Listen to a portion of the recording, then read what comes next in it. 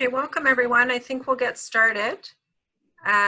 We have a full agenda today and an action-packed program. Sorry, I'm just letting people into the waiting room, out of the waiting room. Yeah, Emilia speaking. Hello. Hello, we're just getting ready to start the meeting. Okay. Right. Welcome everyone. I'm Barb Kabilas. I'm the Regional Stroke Education Coordinator. I welcome you to our half-day workshop today, part of the Continuum series from Central South Regional Stroke Network. Today we're on the rehab portion, and our talk is entitled The Long and Winding Road, Recovery from Intracerebral Hemorrhage, where I will go through a few housekeeping events and then we'll welcome our speakers.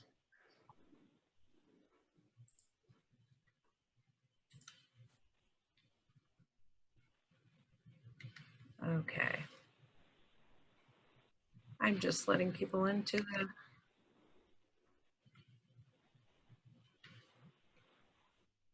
So I'd like to thank the Planning Committee for the workshop, which is our Regional Stroke Education Committee, and you can see everyone's name on the screen. I'm having trouble advancing my slides. Our workshop objectives today are outlined as follows: looking at the etiology of the different types of intracerebral hemorrhage and associated risk factors, looking at factors and other conditions that could be predictors for recovery from ICH, and understanding the trajectory of recovery, providing management and prevention strategies in the subacute phase to help promote rehab readiness and address common concerns in rehabilitating ICH patients. We'll also be detailing secondary prevention strategies for ICH. I've sent out the agenda in advance, so hopefully you have that before you. We will be having two talks today with Dr. Shoamanesh, followed by a breakout session, part one from Charmaine Martin-Gaspar with a case presentation, another breakout session, and which will be followed by a second case presentation, and we'll break out for a third time.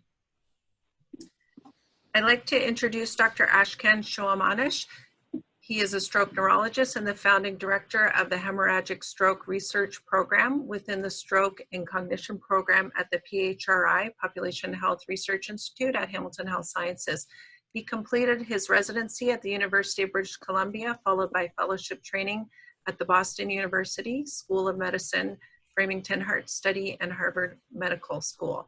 He is an associate professor of medicine neurology at McMaster University, where he holds the Marta and Owen Boris Chair in Stroke Research and Care, and previously served as the director of the Stroke Fellowship Program.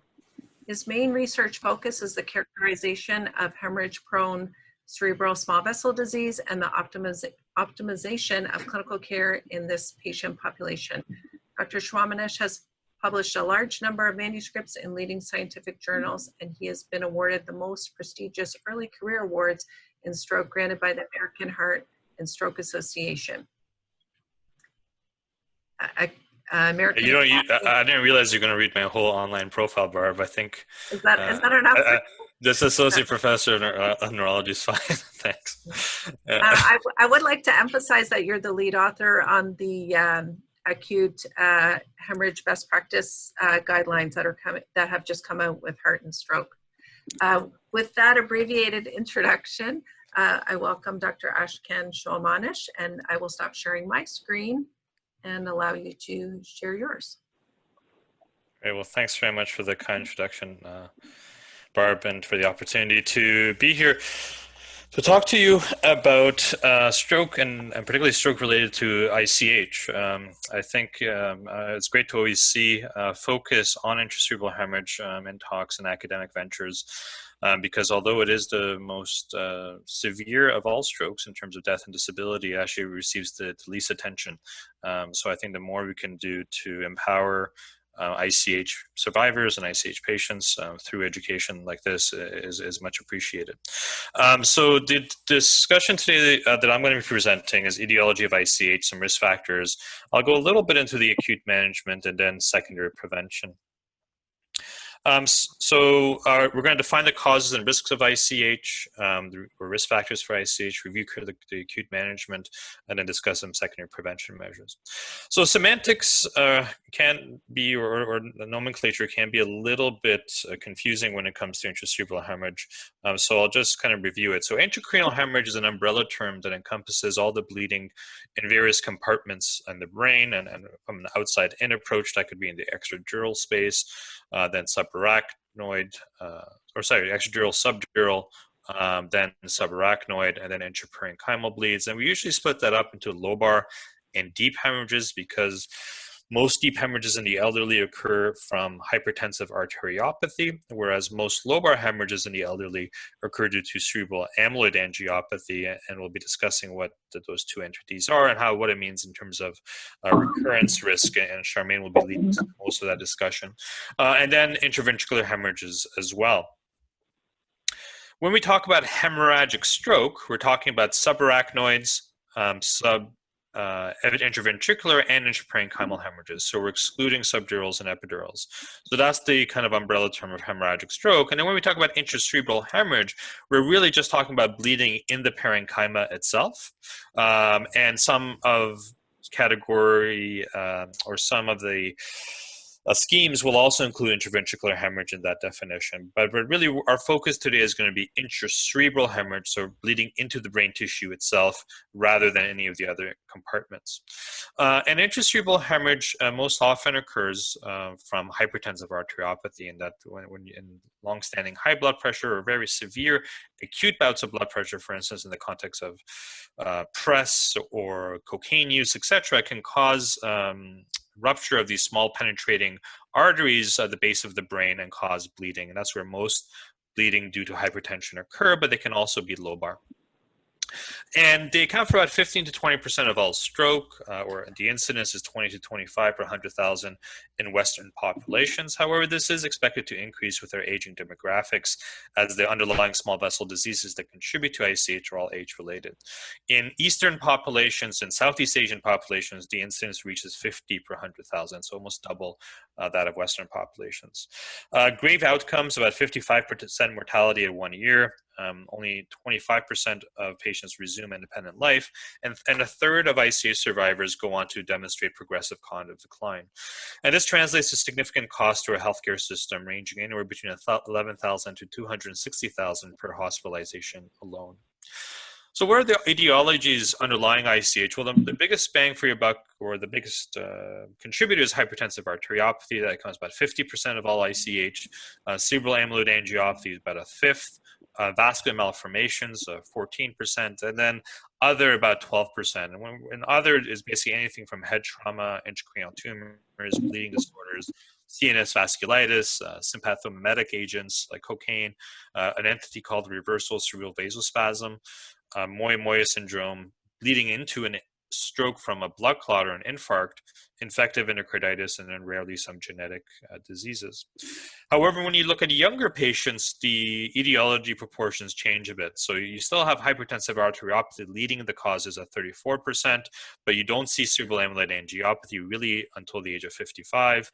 But AVMs and kind of some of these secondary macrovascular causes become more relevant.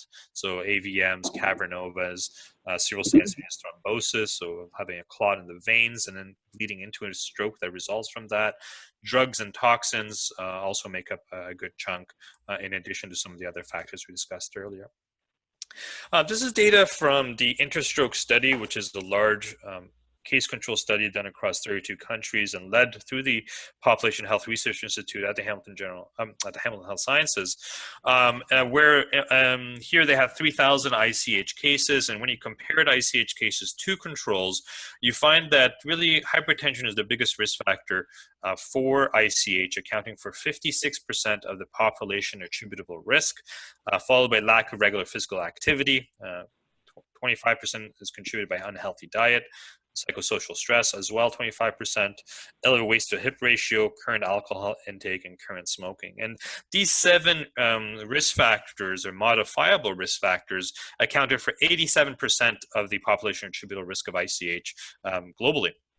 Now, non-modifiable risk factors that increase ICH risk are also increasing age that we discussed, as well as East Asian or East Asian descent, as we discussed.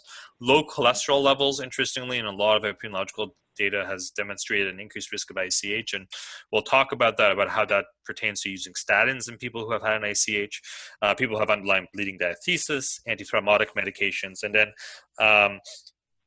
variability in the ApoE allele with epsilon 2 and epsilon 4 alleles contributing to an excess risk of bleeding, namely from amyloid angiopathy.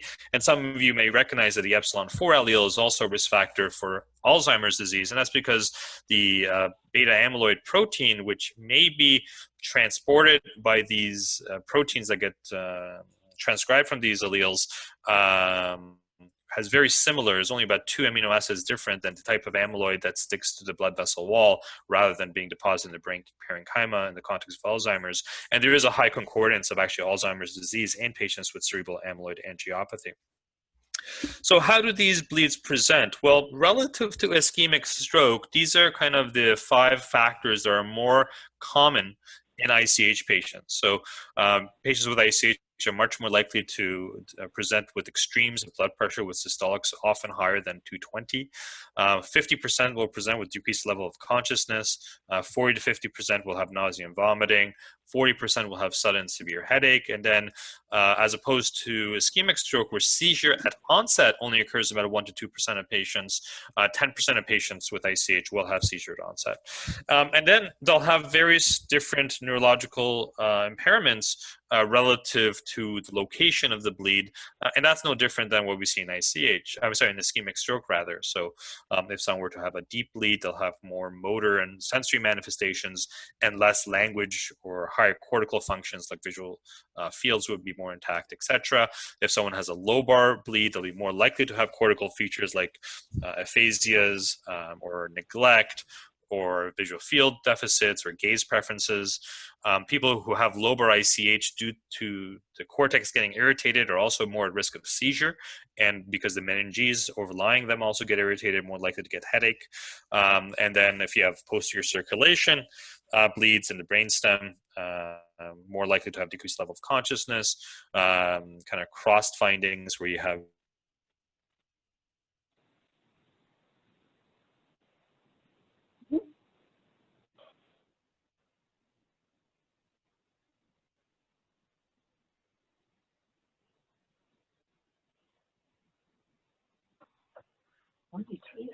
weakness of the face and have high blood pressure, so they're likely a bleed, and I can just give them an aspirin, for instance, interfere, and that's not the case. You have to get imaging, and that's why we, as opposed to cardiovascular events from the myocardial infarction, for instance, where there is a recommendation to give aspirin in the field, here we don't, in strokes, we don't recommend someone getting aspirin in the field until they've had a scan to rule out bleeding.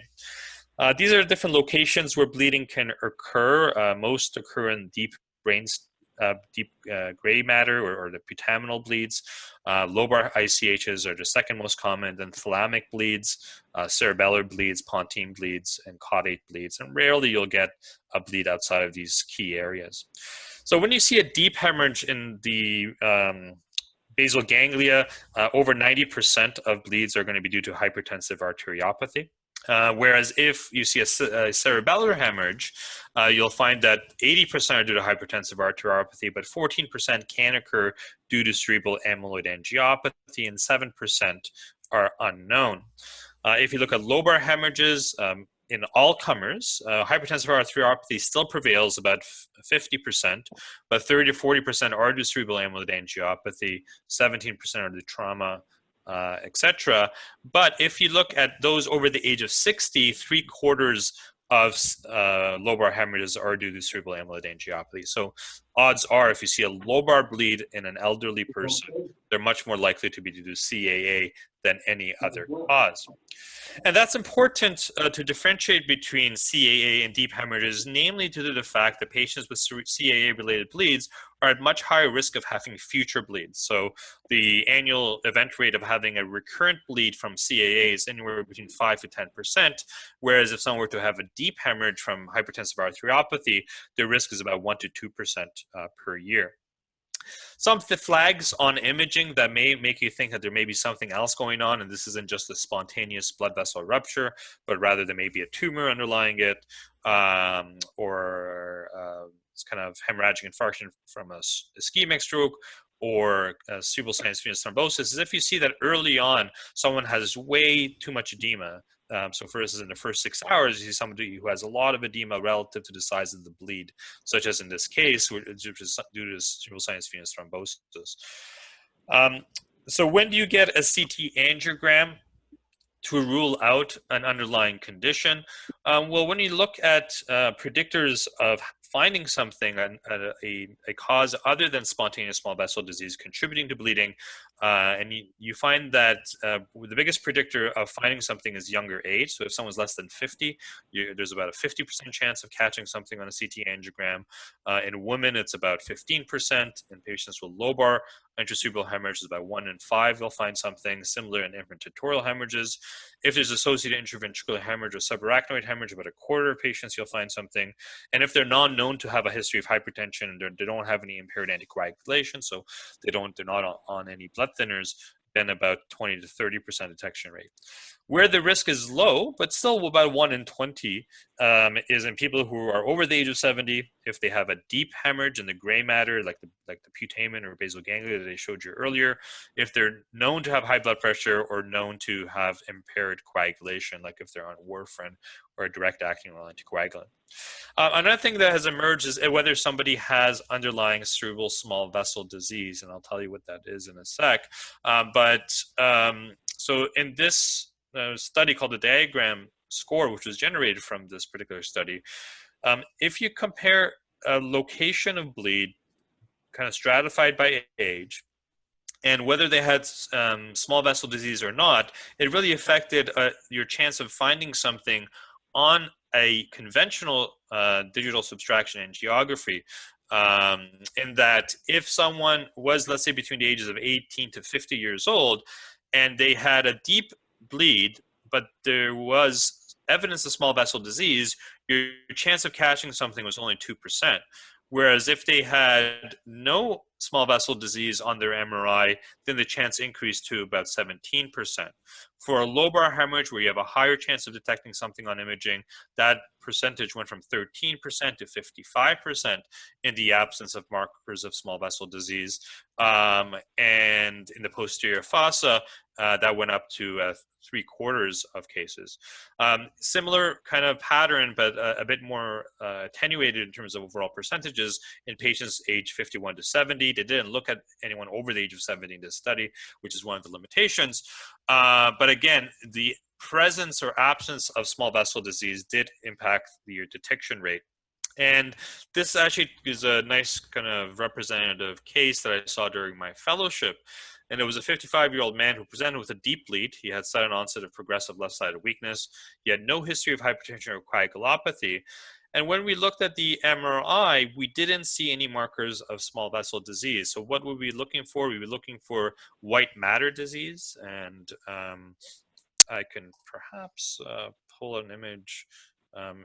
Maybe at the end of the study, I'll pull up another image from one of my other presentations showing you what that actually looks like. But you're looking for these kind of microangiopathic changes that usually you'll see in a radiology report, like white matter disease or cerebral microbleeds, which are these little punctate round dots, which we're not seeing either of them here. So because of this, even though this was a deep hemorrhage, we did go on to do a CT angiogram, and indeed there was a small fusiform aneurysm of one of the penetrating vessels that contribute to this deep hemorrhage. So what are our Canadian stroke best practice recommendations saying? So they're saying in patients with confirmed acute ICH, intracranial vascular imaging is recommended for most patients to exclude an underlying lesion such as an aneurysm or AVM or CSVT.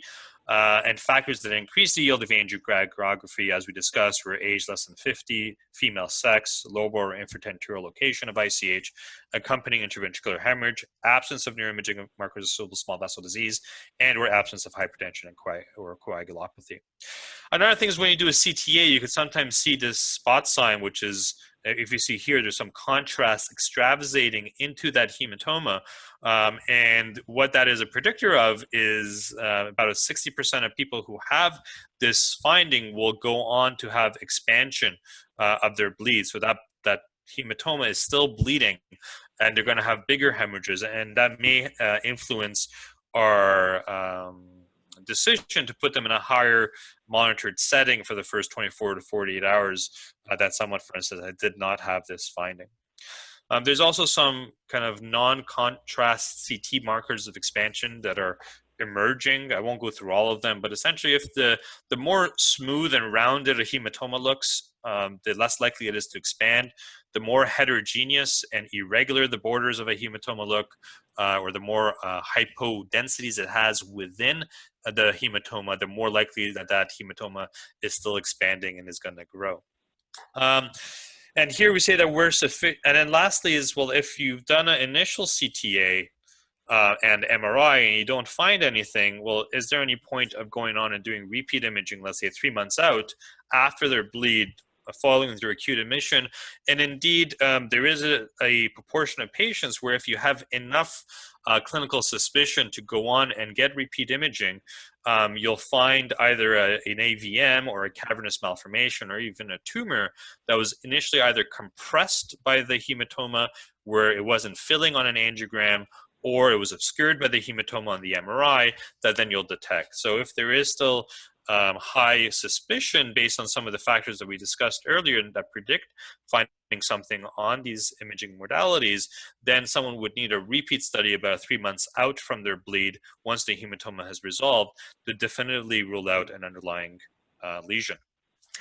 Now, I'll briefly mention 2 predictive scores in patients with ICH, but I would tell you that I wouldn't use these routinely in clinical practice because if anything, they've been shown to lead to self-fulfilling prophecies and probably disadvantage ICH patients. So if you wanted to have a rough idea in your own mind of what will be the percent mortality of a certain individual or what's their likelihood of resuming functional outcome, these are some scores to keep in mind, but do not use them for triaging patients because all the literature that support them, as well as the clinical practice that's ensued from them, seems to be leading to self-fulfilling prophecies that could be putting ICH patients at a disadvantage.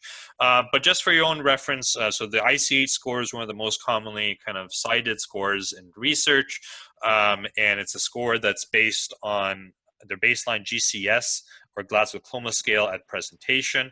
Of course, the lower their GCS score, the more points they obtain.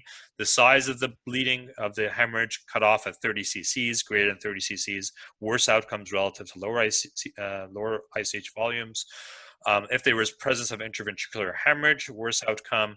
If it's infratentorial, so brainstem or cerebellum, worse outcome. And then, of course, if they're older, they'd have a worse outcome of age 80 or more versus less than 80. And you'll see here that if your ICH score kind of becomes 4 or more, you have over 90% chance of mortality, about 75% mortality at 30 days if you have 3 points or more.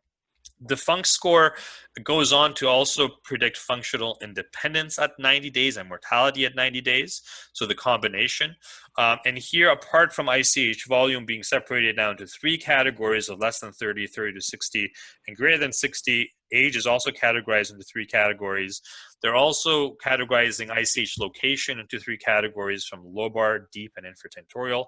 Lobar ICH having a better favorable outcome, and I think Charmaine is going to get into this. And then GCS as well. And then what's important here is also pre-intracerebral hemorrhage cognitive impairment, and that if people did have cognitive impairment, they're more likely to have worse outcomes. And the difference here compared to the ICH score is that the better you're doing, the more points you have, as opposed to the ICH score, where the more severe presentation have higher scores. This, in the bars here, you're seeing either the entire cohort in black, and the white bars you're seeing people who survive their ICH, so really just reaching functional independence, whether they survive. And you're seeing that as you're getting higher scores and you have less severity at baseline, you're getting greater functional independence at 90 days. But again, I do not suggest using these scores as triage tools for clinical decision making or rehabilitation, because there's even data that shows that if you just take a medical student and a nurse at the bedside and you ask them to predict that person's mortality at 90 days, and even if they were not involved in that person's care, they actually beat the ICH score in terms of prediction of mortality. So use your judgment on a case-by-case definition. I think using cutoffs and algorithms are helpful for administrative purposes, but not helpful for patients, because the individualized decisions should be made for them. Now, moving on to what can we do for ICH patients when they present at our hospital. The first thing we want to do is try to remove or mitigate the risk of having further hematoma expansion. Hematoma expansion kind of drives both main injury pathways in ICH. So primary injury is considered the mechanical damage that occurs to the brain tissue from this expanding hematoma that's tearing axons as it's growing, whereas the secondary injury is really the inflammation that ensues from blood breakdown products like iron, which really results in reactive oxygen species that really cause a bunch of inflammation that then leads to blood-brain breakdown, barrier breakdown rather, and more edema formation and neuronal damage from the secondary inflammatory waves. Even thrombin generation can actually trigger inflammation as well. So these are the two main pathways. And of course, the bigger the bleed gets, not only do you get more mechanical damage, but also you get more blood products and more thrombin generation, which then drives this more secondary injury. And to try to mitigate hematoma expansion, we really have to hit patients early. So time is brain in ICH, very similarly to ischemic stroke, in that a third of hematoma expansion occurs in kind of the first 3 hours, and very few people go on to actually expand beyond the first 3 hours, and essentially no one expands beyond 24 hours, and after 6 hours, only about 15% of individuals. So this is a case to kind of guide our discussion. So 78-year-old male had 3 hours of headache, nausea, vomiting, left hemolysis, hemyopia, on vitamin K antagonists for atrial fibrillation and statin. INR's presentation is 2.2 and blood pressure presentation is 185/97. And they've had this lobar hemorrhage in the right temporal lobe with expansion into the intraventricular space. So what is the first thing we want to do? Well, kind of blood pressure control is one of the mainstays treatments for mitigating hematoma expansion. Although we don't have the best evidence for it, there's a lot of biological rationale, and I'll go through some of the evidence with you. And it's kind of makes common sense, right? If you have a leaky hose and you want to reduce the risk of water escaping that hose, one thing you can do is reduce the tap. And one of the trials that showed a suggestion of benefit with reduction of blood pressure control was the Interact-2 trial, where they randomized 3,000 patients with spontaneous ICH within 6 hours symptom onset, who had blood pressures ranging between 150 to 220, and they were randomized to receive intensive blood pressure lowering to less than 140 within 1 hour of their presentation versus guideline recommended treatment, which was less than 180, and they were kept with those targets for 7 days. The primary outcome was the modified Rankin scale of 3 to 6, which is either moderate disability up to death at 90 days. And then they had a pre-specified ordinal analysis of the MRS, which is basically, is there an overall shift towards benefit rather than just a hard cutoff of MRS 3 to 6.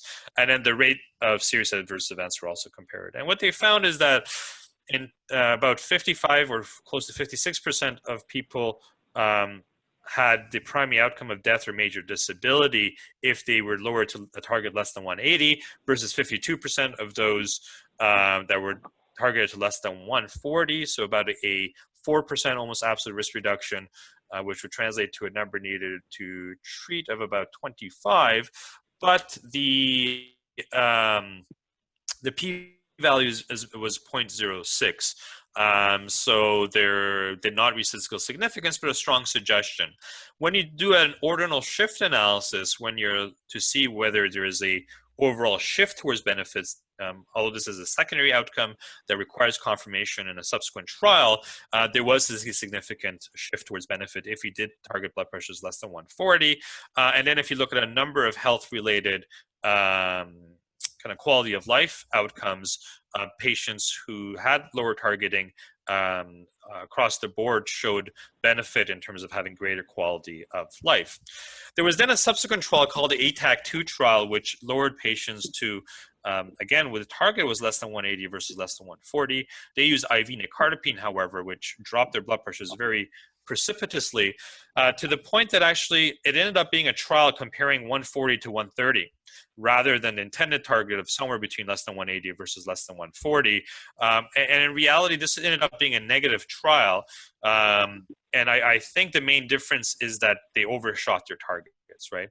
You're not comparing target of 180 versus 140. Actually, even the intervention arm, the control arm of ATAC actually outperformed the aggressive arm of Interact trial. And that may be one of the reasons this study was neutral, but it has muddied the waters to the point that we don't know exactly what's the best treatment for these patients. If you do a pooled analysis of all the patients who got into both trials, however, here you're seeing mean systolic blood pressures on the x-axis going between less than 120 all the way to greater than 170 in terms of achieved blood pressures in these trials. And you're noticing that actually it seems like you're getting greater benefit in reducing neurological deterioration up to a blood pressure range of about 120 to 129. If you went lower than that, you may have actually worsened outcomes, but up to 120 to 129, it seems you kept getting improvements in neurological deterioration, and there seems to be some mortality benefit as well. And then if you look at overall absolute reduction, it seems if you drop someone's pressure more than 60 millimeters of mercury from when they present, you may actually get greater mortality and greater neurological deterioration, which just tells us that it's probably not a one answer for all patients, in that one target for everybody is not going to fit everyone appropriately. And we need to look at their presenting blood pressures, probably aim to less than 140, unless they're presenting at very high blood pressures where you're going to be dropping them more than 60 millimeters of mercury to reach that range. And how have we translated that into the guidelines? Well, we say for patients with ICH in the hyperacute phase, which present within the first 24 hours, and they have an acute hypertensive response, systolic blood pressure lowering to a target of less than 140 does not worsen neurological outcomes relevant to a target of 180. However, clinical benefit has not been established. A systolic blood pressure threshold at an individual target of less than 140 to 160 for the first 24 to 48 hours post-ICH may be reasonable, and that some of the factors that may favor a lower target is presentation within 6 hours of symptom onset, presenting systolic blood pressure no greater than 220, anticoagulant therapy, presence of neuroimaging markers of expansion, and normal renal function, because in one of the studies, the ATAC trial, there was a suggestion of some worse AKI or acute kidney injury with a more aggressive blood pressure lowering target. And then for the first kind of 24 hours, you do want to remeasure blood pressure quite frequently, every 15 minutes until the blood pressure target is achieved and maintained. So apart from blood pressure lowering, one other thing you can consider, of course, is trying to get out your some tape or duct tape and try to kind of patch up that bleed. And this is where hemostatic therapy comes in, particularly if someone is on a blood thinner. And we can separate that into someone is on an anticoagulant-related hemorrhage. So if they're on an anticoagulant, rather, if they're on an antiplatelet agent. And then we won't talk about no antithrombotic therapy. However, there is some studies now trying to look at, even if someone's not taking a blood thinner, if you were to give them a drug that enhances the propensity towards clotting, does that help reduce hematoma growth? So the most commonly used blood thinner previously was, of course, warfarin, which knocks out all the vitamin K dependent clotting factors in the cascade. And one thing to take home from this observational registry in Germany called the Retrace study is that in order to actually reduce hematoma expansion in patients who had a warfarin-related bleed with PCC, you had to reverse them within kind of 4.5 hours or 4 hours and 15 minutes, really, of them reaching your door. Otherwise, your kind of your efforts were futile. So really, time is brain. And we've learned that PCC is preferable to fresh frozen plasma for warfarin-related hemorrhages because it reverses their INR much quicker than FFP, which requires thawing, etc., and just transfused over large volumes over a much longer time than PCC. And this trial was actually stopped early due to overwhelming efficacy of PCC in reversing warfarin-related or vitamin K antagonist-related bleeds relative to FFP. And because it was stopped early, they had really small numbers, only 25 about in each arm, so they couldn't show or didn't have the power to show a clinical benefit, but there was a strong suggestion of mortality benefit reduced from 35% to 20%. Moving on for the sake of time, so for our guidelines, we recommend that warfarin should be reversed immediately with PCC and IV vitamin K at 10 milligrams dose. Now we have, of course, direct thrombin inhibitors and factor Xa inhibitors, or the direct acting oral anticoagulants. And for dabigatran, we recommend, at least for all the DOACs, that if you were to consider reversing them, it should be on the decision should be based on the last dose and their kidney function, rather than waiting for any special levels like factor Xa levels. And for dabigatran, we have ediracuzumab available, which is given at 2.5 grams IV, irrespective of body weight, in 2 separate doses that have to be given within 15 minutes. So you just give it back to back. And here it suggested there was kind of reversal of anticoagulation in 100% of people who received this medication at a median time of hemostasis of 2.5 hours in the pivotal trial that was published supporting the use of ediracuzumab in people who have a bleed while on dabigatran. So we do endorse ediracuzumab for the reversal of dabigatran. If it's not available, and I think most hospitals do have it available, we recommend either using a FIBA, which is a type of PCC, or just regular PCC. In terms of factor Xa inhibitors, there's andexanet alpha, which has been proven to be efficacious in reducing hematoma expansion, at least suggestive, because there's no control arm in either of these studies. And we're doing actually another trial called ANNEXA-I through McMaster University, the PHRI, to prove that andexanet alpha is superior to PCC for reducing hematoma expansion in patients who have bleeding on factor Xa inhibitors. However, it has been approved in North America and Europe, in the United States rather, in Europe, and we do expect it to come to Canada sometime in the following year, even before we complete the ANNEXA-I study. And we do recommend using andexanet alpha in the Canadian guidelines if once it becomes available. However, in the interim, there is some data to suggest that PCC can also be used in this population. But again, for the sake of time, I'm not going to go into the details. So really, we say that factor Xa inhibitors should be stopped immediately, and reversal of PCC at a dose of 50 units per kilogram with a maximum dose of 3,000 units should be used while we're awaiting the factor Xa reversal agents to be approved. What about someone has an antiplatelet related bleed? So they're on aspirin, they've had a bleed. Is there any benefit of giving them a platelet transfusion? Well, there was a patch trial that looked at ICH within 6 hours of symptom onset, and someone was using an antiplatelet agent within the last 7 days, and they were given standard of care versus standard of care plus 5 units of platelets, and their primary outcome was an ordinal shift analysis for the modified Rankin scale. So again, that shift towards benefit at 3 months, and if anything, giving platelets actually caused worse outcomes than people who did not get platelets. And it wasn't driven by thrombotic events, interestingly, and it may be part of that secondary injury pathway where I showed you, where if you have excess thrombin formation, you end up getting actually more secondary injury and edema formation and swelling. So we do not recommend giving platelet transfusions because they may be harmful, of course, unless someone has significant low platelets to less than 100, at which point it is still indicated. So moving on to secondary prevention. So at least for this patient, let's you just say how we would manage them. Well, for the vitamin K antagonists, you would give them PCC and to reduce their INR, as well as IV vitamin K, 10 milligrams, and I would target less than 140 in this patient for their blood pressure due to the fact that they're presenting within 3 hours of symptom onset, so they're early, and you could try to mitigate hemolymph expansion. They're on warfarin. That's another reason why you want to get the blood pressures down. And if you look at the non-contrast CT markers of this bleed, you see that it's got irregular borders. It's got areas of hypodensities within the hematoma. So this is a bleed that is at risk of future expansion. So I would target less than 140 to be a bit more aggressive here.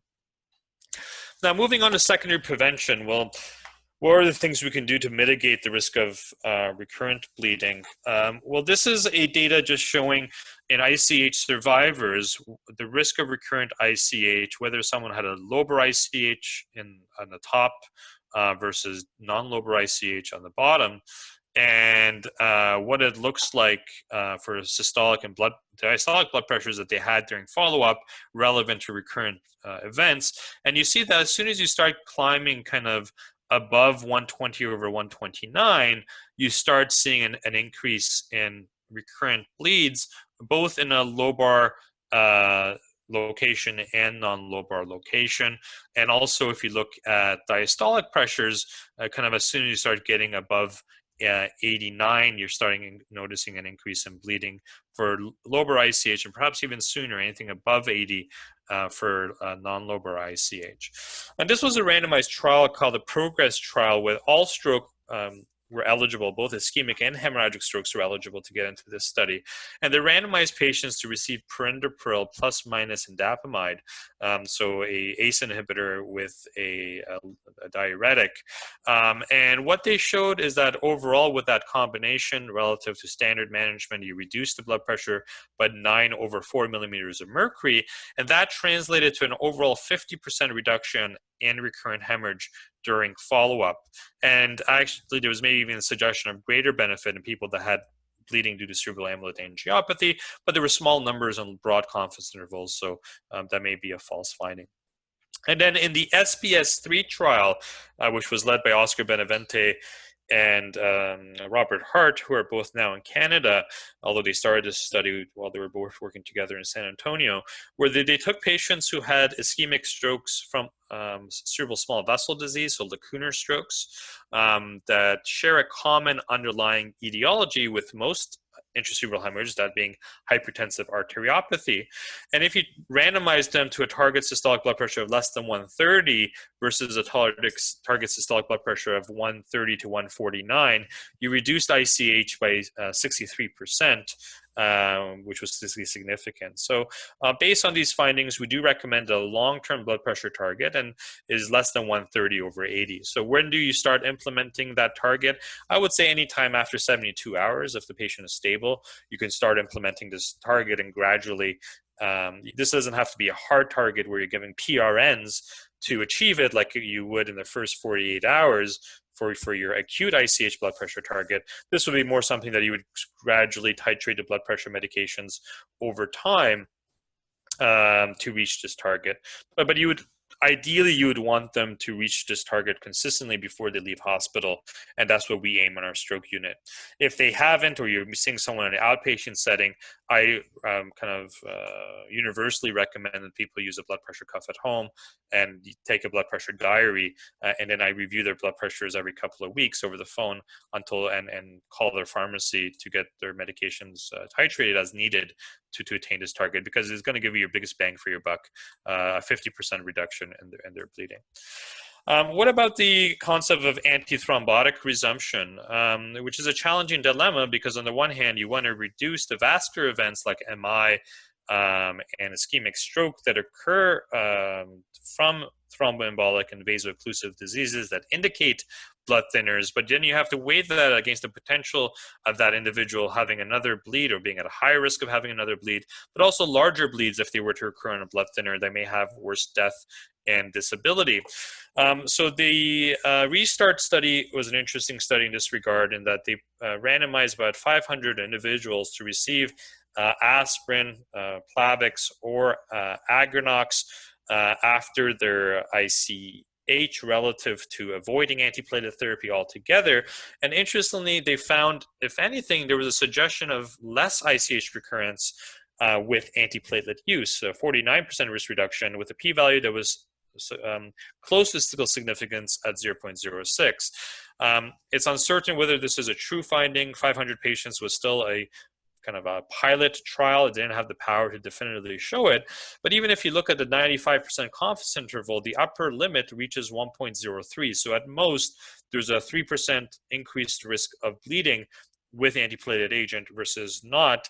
And that was not enough of a risk to outweigh the known benefits of these medications in patients who have coronary artery disease or ischemic vascular disease, or AFib for that matter. So, if you look at the secondary outcome of major vascular events, which is heart attacks, ischemic strokes, or death from a cardiovascular cause, there was a 35% risk reduction in resuming someone on an antiplatelet agent versus not. And we're recommending in the guidelines that in patients with an indication for continued antiplatelet treatment, that resuming antiplatelet therapy is reasonable. Of course, these findings need to be confirmed in a larger trial, but for now, I think it's quite reassuring that we can resume antiplatelet agents. Now, what is the timing? I usually wait about a week before I resume an antiplatelet agent, and I repeat CT head at that time to ensure that the hematoma looks stable and hasn't grown any further before doing so.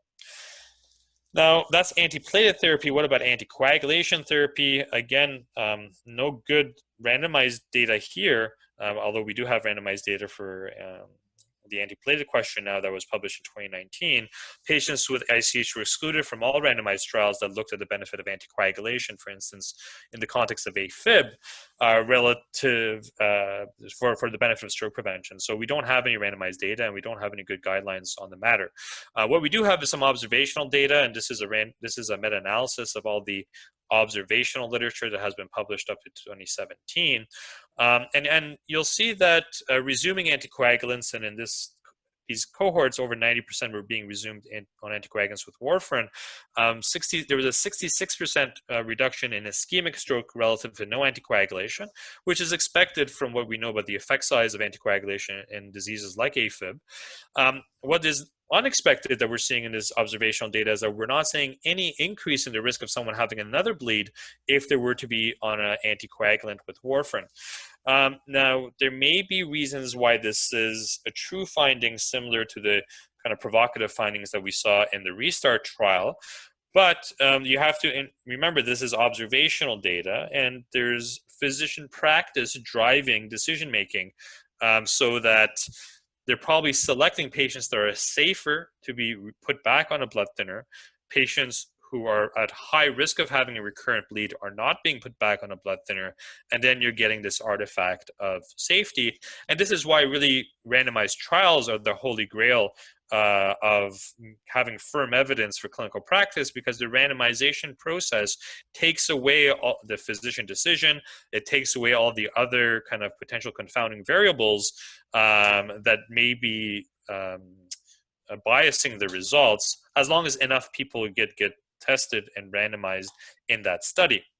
And towards this aim, through McMaster, we are actually running a randomized trial across the world, looking at whether we should resume patients with ICH who have AFib on an anticoagulant, where about 1,200 individuals will be tested to receive edoxaban 60 milligrams, dose adjusted 30 milligrams, or non-anticoagulant medical therapy. And after about 3.5 years or so, we should have an answer to this question. If you do have patients who've had an ICH and have atrial fibrillation, and you're wondering what's the best strategy for them, and you have uncertainty, and I'm likely certain you will, still, because we just don't have hard evidence to guide practice here, please do send me an email or refer the patient to me, and I'd be happy to see them, discuss the pros and cons of resuming anticoagulants, and also gauge their interest in participating in this study. And for the recommendations, however, currently we say in ICH patients with an indication for anticoagulant treatment, the decision to initiate or resume anticoagulation should be individualized according to the patient's risk of recurrent hemorrhage and thromboembolism. I apologize that this isn't the most helpful wording in helping you make your decision, but it's really all we have right now in the absence of hard evidence. If anticoagulation is resumed, and in cases where direct-acting oral anticoagulants are indicated, such as AFib, DOAC therapy is favored over warfarin, and this is based on the reduced rates of ICH and AF patients randomized where ICH patients were excluded. So it does not direct evidence from ICH patients, and we're trying to remedy that with the Enrich-AF trial. And the optimal timing remains uncertain. And if you actually look at the literature-based estimates of when is the best time to resume an anticoagulant post-AFib, the range is anywhere between 3 days and 30 weeks. That's how variable the literature is. What do? I repeat a CT scan anywhere between 2 and 4 weeks.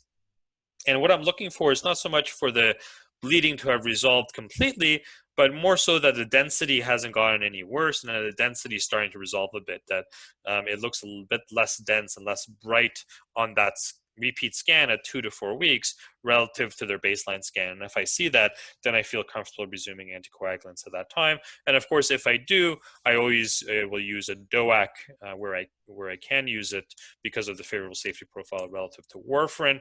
But what I am doing is randomizing as many patients as I can in the Enrich-AF trial, not only because I'm the global PI, but also because I think we really need this trial to definitely answer this question and know what's best for our patients down the line. And lastly, I'll end with what to do with statins. And I'm sorry, I think I ran a bit over time.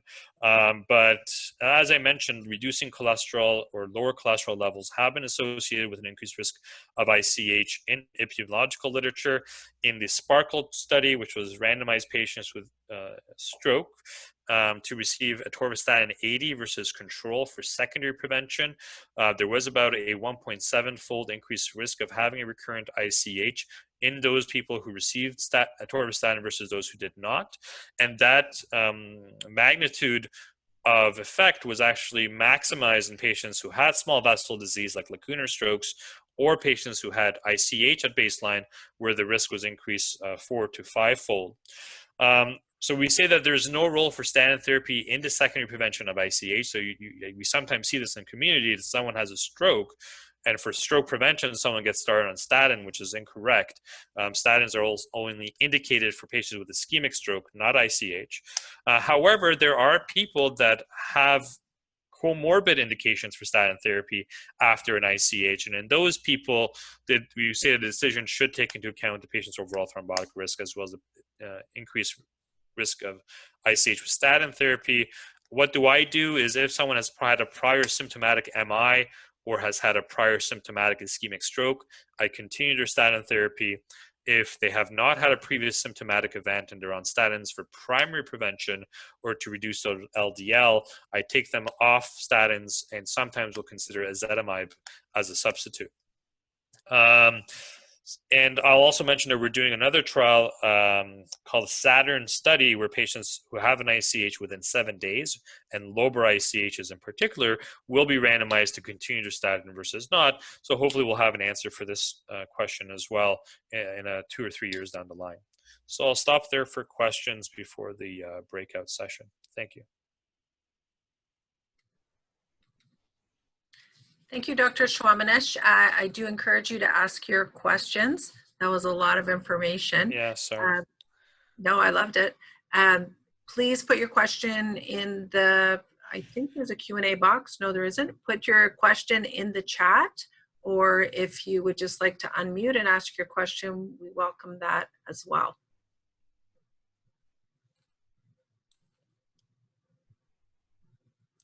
Clear as mud. Great presentation, Dr. Shoamanesh. Quick question. I know we've looked at our ICH orders and have targeted blood pressure with 160. With these new guidelines and new evidence, should we be targeting a blood pressure of 140 in those early phases? Yeah, so when we put those order sets in, we did have a little field where people could change the blood pressure to whatever they wanted, and I think at that time we didn't have enough agreement to put less than 140 as its own distinct checkbox. But we have actually just spoken at the last Tuesday's Journal Club. We went through all the ICH guidelines, and Aristides Katsanos, one of our fellows, is looking at what needs to be changed. And we are going to now have two checkboxes, one that says less than 160, another checkbox that has less than 140, and then an open field where the physician, if they had another preference, they could just write it by hand. Thanks so much. Yeah. Other questions? Did you have any feeling on the use of tranexamic acid? Yeah, that's a good question. There was a trial called the TITCH-2 study that used tranexamic acid in patients presenting, I believe, within 12 hours of symptom onset or 6 hours within symptom onset, who had spontaneous ICH. And this builds on some of the data in traumatic ICH patients who are giving tranexamic acid does improve outcomes. And they did not overall find a difference in their primary outcome of kind of reaching independence based on the MRS at 3 months.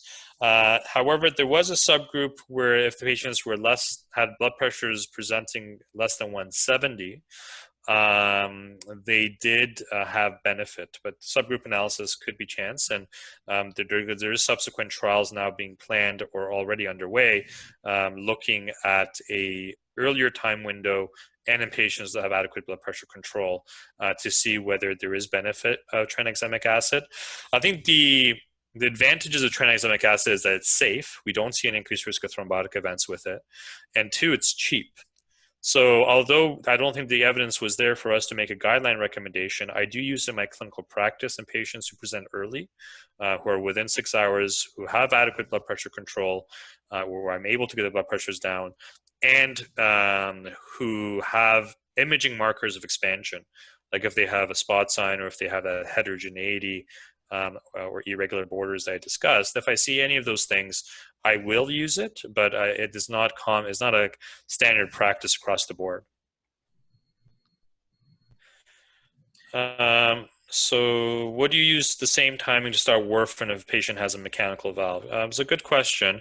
I would still try, I would try to avoid warfarin within 2 weeks if I could, but if they had a mitral valve and they have low ejection fraction, then the risk of thrombotic events is quite high. Not as high as you would believe. It's only about 8% per year, so you can imagine that that rate over the first 2 weeks is going to be quite small overall. But because if someone has complete valve thrombosis, that's a devastating, life-threatening event, we are more cautious. I would never do it sooner than 1 week. I would bridge them with aspirin during that time. In aortic valves, I have no problem waiting to 2 weeks. In someone who's got a mitral valve and they have some other additional risk factors like low ejection fraction, I may try to push it at 1 week. But really that's just my best guess based on the totality of the literature. It's not a perfect science because we just don't have the data to guide it. Are there any other questions before we go to the breakout? If that's the case, I would like to thank Dr. Shoamanesh for sharing his expertise, both clinical and research. It's really tremendous that we had your insights today, so thank you very much. I hope you'll stay for some. Thanks for the invitation. Yes, and I've just included my email in the chat for if someone has any other questions that comes up, or if they have any potential research patients. That's for amazing. The trial we discussed, I'd be happy to connect. Thank you. Pleasure. Yeah. I'm going to, we're going to move to the breakout rooms. My colleague Eileen, who was a key part of the planning for this event, is going to discuss the questions a little bit with you. I'm going to share the screen with the questions, and then I'm going to take a few minutes to put you into the chat rooms, or the breakout rooms, I should say. And oh, I don't see my questions there. You can go, I would like, if you could tell me in the chat, if you haven't already, if you're in a group, I'll leave the group as it is instead of mixing it up with others. So I know that Brantford, St. Peter's, the Lynn Home and Community Care, and Joseph Brandt are meeting in groups. So I will keep that in mind as I put you into the breakouts. Very good. So as we will move into our breakout sessions, we have a couple of questions. They are listed on the previous agenda, and Barbie is going to post them for you. But I'll take a few minutes just to go through them. So in the 20 minutes that we're in the breakout sessions, if you could ask yourselves the following. Take the opportunity to discuss and share your own past experience with your ICH patients, knowing what you've heard today. And then reflecting on those past patients, what would have been useful to know about the size and location of the bleed? Hearing what Dr. Shoamanesh had to say today, how can you take that and translate that into your own personal experiences?